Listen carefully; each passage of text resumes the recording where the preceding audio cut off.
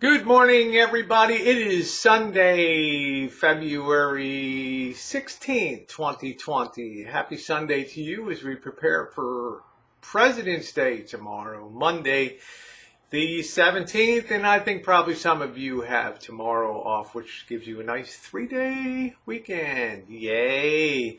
It's not often I come on and I talk about things of concern to me. And a couple weeks ago, I did a video about the coronavirus, and I said, well, we have influenza in the United States every year. And at the time I did that video, we had 10,000 people had passed away this flu season, and we had over 1 million cases of influenza in a country of 300 million plus people, 1/3 of 1%. Not a huge number. We're up to about 14,000 deaths. Okay, and I said compared to at that time, 150 deaths by coronavirus, it was not. Although the coronavirus was capturing the headlines, we have our own annual fight with influenza here in this country. Well, I went off and I got my I got my flu shot for the season. I figured some protection is better than none.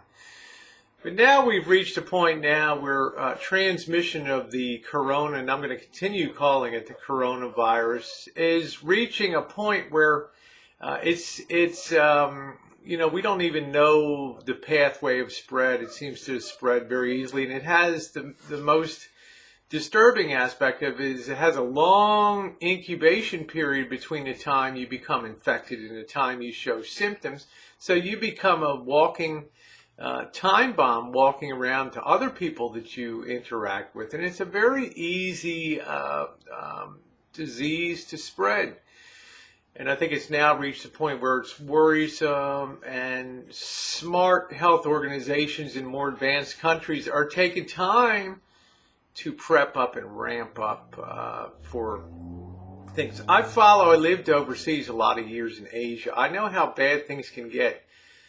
I know how tenuous supply lines can be in cities like Hong Kong, where you have an enormous population.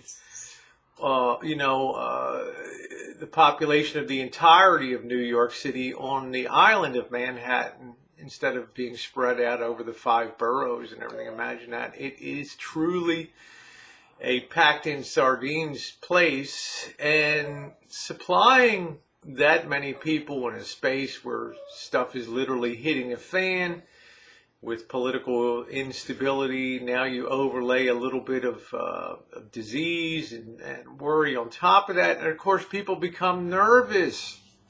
They start to react. They start to shut down.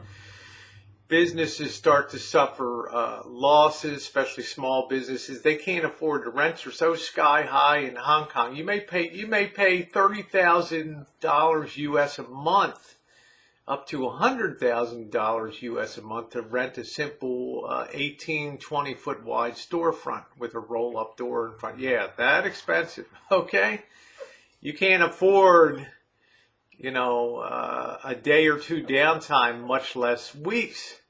So you have a city-state that's basically kind of folding up right before our eyes. Rationing of food, supplies are very difficult. People don't want to transport food into these areas. Shipping out of China has been coming to a halt, and also pilots willing to fly. Well, you can see, I don't have to tell the whole story. The point is that there's a lot of people suffering right now in places like Hong Kong, because the idea of prepping is not, in Hong Kong, when I lived there, and in a lot of Asian countries, people tend to be very linear thinkers. They think the way it is today is the way it will always be. And there'll always be food in the wet markets. There'll always be dry goods in the grocery store. There'll always be the availabilities of teas and medicines and things like that. Well, now we have bottles of Aleve and other things that are going for $100, masks that are going for $400. You just don't know. And I think also, almost to a person, the people that are now caught in this storm are wishing that they had taken steps, yet dare I say prepping, to prepare for such contingencies. And I'm going to suggest, having been part of the prepper community for a lot of years and sat on panels with a lot of preppers and learned a lot from a lot of preppers, that you may want to take time now to just prep up some things and have a 30, 60-day supply in case there's general quarantines that are put in cities to effectively halt the spread and transmission of a virus that's still not really fully known and explored. And it's something that you may want to have anyway. It's one of the tenets of the Mormon faith, is that you have a year's supply of food on your shelf. Well, if the stuff does hit the fan, I guess the Mormons will be the most prepared to sally forth into the new world. The point I'm trying to make is, it may not be a bad idea to look at your own shelves and stock up on things like some beans and fill up some dry goods, some pasta, things that'll give a lot of calories, that can be stackable, and will have a very long shelf life. And if you can secure things like masks now, it's better than waking up and seeing the headline that, something like virus explodes in LA or New York City. At that time, you know what's going to happen. They're going to go nuts, and they're going to grab everything they can, and the supply lines are going to start to be pinched. It just makes sense. We can't assume just because in this country we always go into grocery stores that it's always going to be there. The food's always going to be delivered. The meats, the products, the milks may not be the case. We had that thinking in the early to mid 1970s when we had the Arab oil embargo, and we were all sitting in gas lines that stretched for blocks. People can't even imagine that today. They never thought in a million years that supplies of gasoline could be pinched. Well, some people learned some real lessons in that particular thing, and the era of fuel efficiency was born. So bear it in mind, not to be alarmist, but it's probably a good policy anyway. A lot of talk about prepping seemed to have reached its zenith a couple of years ago before Trump got elected.